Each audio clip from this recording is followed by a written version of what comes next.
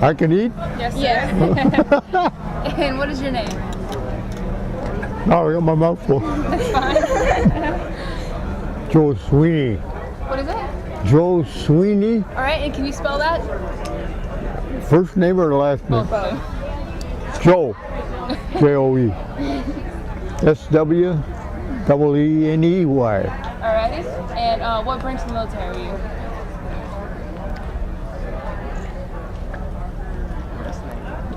Are you U.S. Navy? U.S. Navy? Yeah. Right on.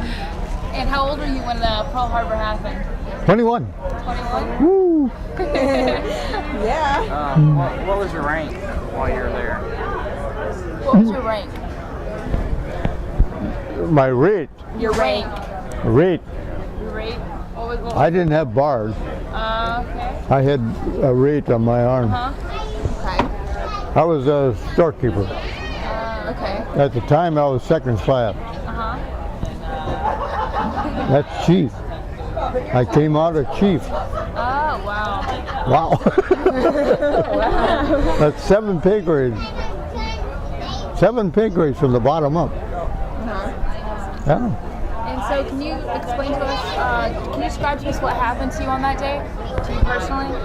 Where do you want me to start? Wherever you would like to, from the beginning to the end. Well, let's see.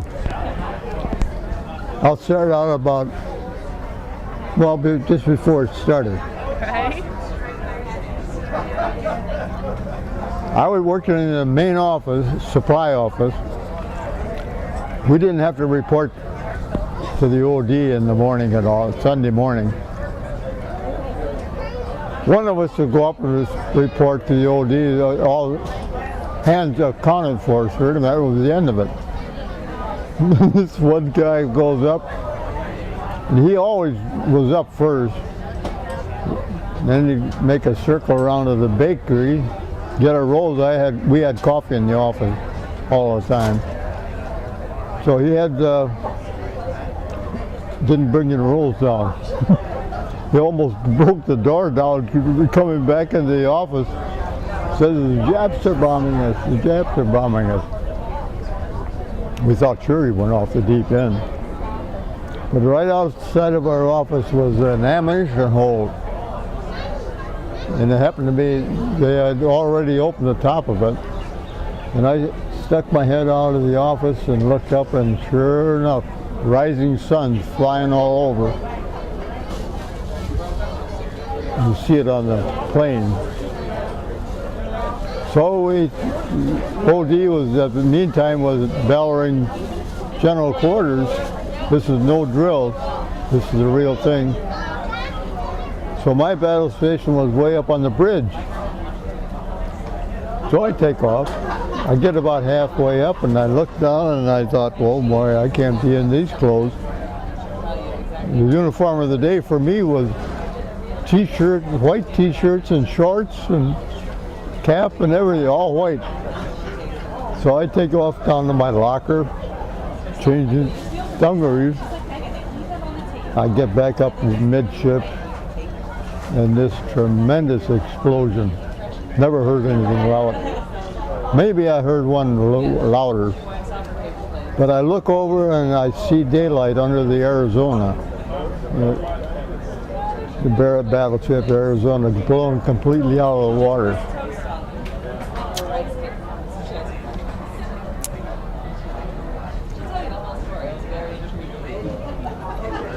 30,000-ton battle wagon. Unbelievable. You couldn't think of, we thought first thing is what kind of ammunition are these characters using to blow a battleship out of the water.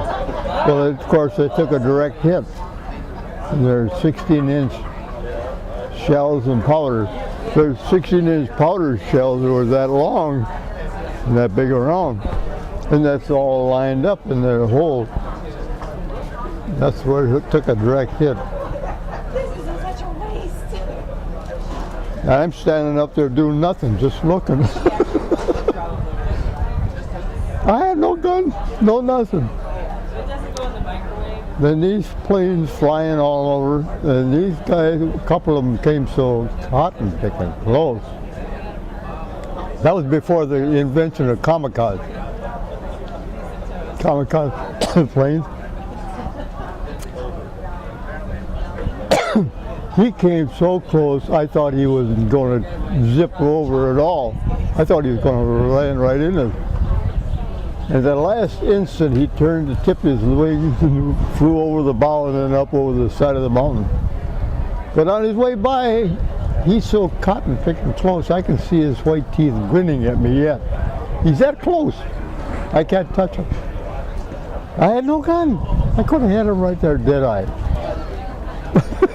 Sat there like a goofball. But that's the closest I came that day, boy. But anyway, that's about my experience. What ship were you on? What ship were you on? Did you see it? Yeah. Yeah, Whitney. Is that what it is? What is that? Whitney. Oh, okay. What's the first thing you did when you realized the attack was officially over? Well, I had to go back to work. Go back to the everyday? Huh? Just go back to the everyday? Yeah, everyday routine, yeah. Where did you go after Pearl? You mean where did the ship go? Well, yeah, like were you stationed anywhere else or? Well, not for till the following May. That's 5 months. We stayed right there. We always had 5 destroyers tied alongside of us. Repair. We did the repair work. Our ship did. They, oh, I don't know. 5 months. That would be the first part of May. We took off 12 knots top speed, no escort, no nothing, all alone. We were 4 on, 4 off, all day and all night.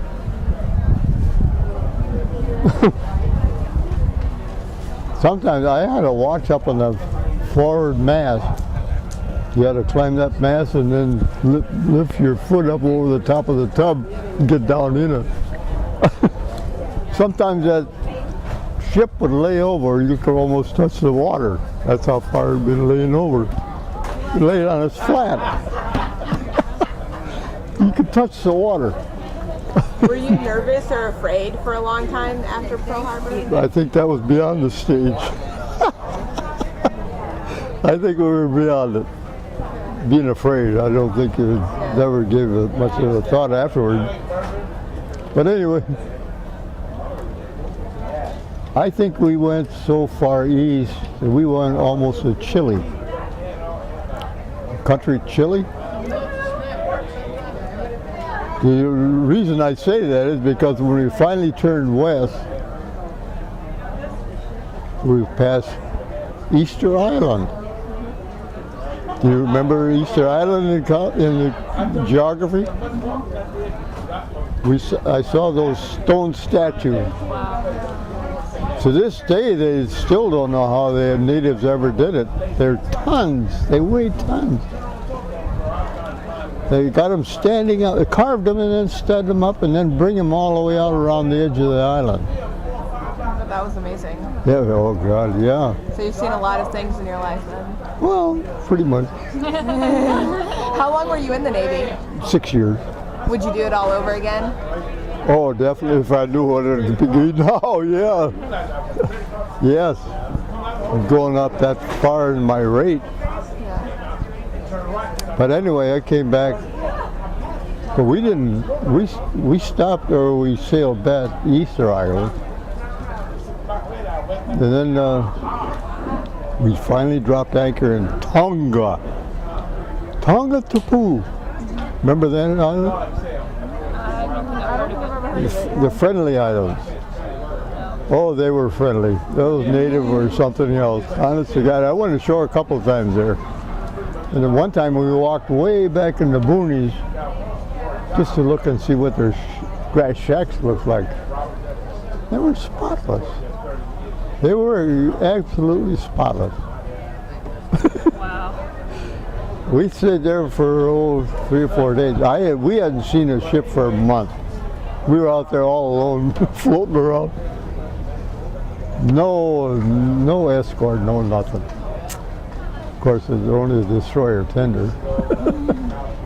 But anyway, we got by Tonga. That's the first time we saw a ship when we dropped anchor in Tonga. That was when the Battle of Coral Sea was going on. I don't know if you remember Coral Sea. That was all aircraft. And you know that battle, that if the Japs had won that battle, they'd have taken Australia. That's how close it was. When we passed Coral Sea, where we hadn't seen a ship that whole month. And when I woke up one morning and looked out the porthole, it was amazing. There was every ship you could think of, size and shape. We still had it. Still had a Navy. I'll never forget that sight. Boy, that was something else.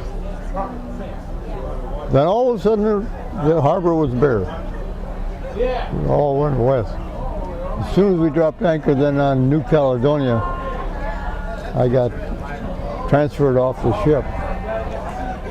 And I'm a first class storekeeper. And I hadn't gotten into payroll yet, because at that time payroll was part of storekeeping. How am I going to do this?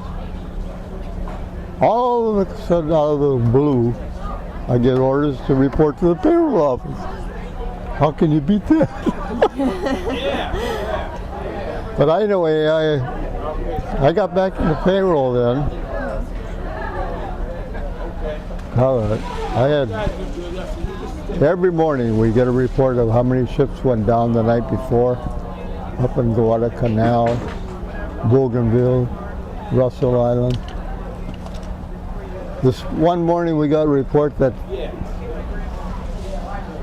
I lost the name, the carrier. The carrier that flew the B-24s over to Tokyo in May after December 7th. I can't think of that carrier's name, but anyway, I had a cousin aboard there.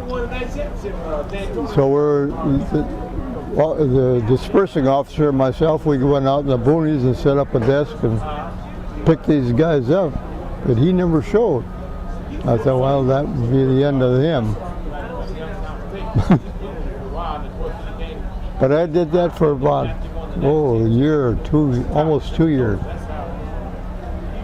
And I finally made chief then. We already had a chief in the office, so he didn't want to move, so I thought, well, that's me. So I thought, as long as I'm so close to Australia and New Zealand, I better apply for a little R&R. You know what that officer told me? Well, after I got it all set up, he said, now remember, you can go if you want to. Take care, girl, right? But you're going to have to stay out here another 18 months. 18 months? I've been here 52 now and never been home. Never got home for 52 months, the first time.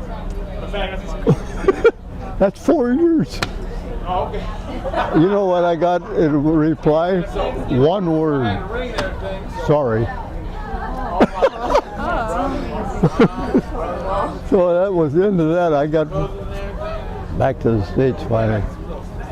But another experience I had, you know, you probably don't remember reading about the China Clipper, the 4-engine seaplane. That was before the war. The vacationers took that out to China. They call it the China Clipper. Well, the Navy had it now. And I thought, well, I'm going to try get aboard one of those, fly back to the States, or somewhere near. And I got on.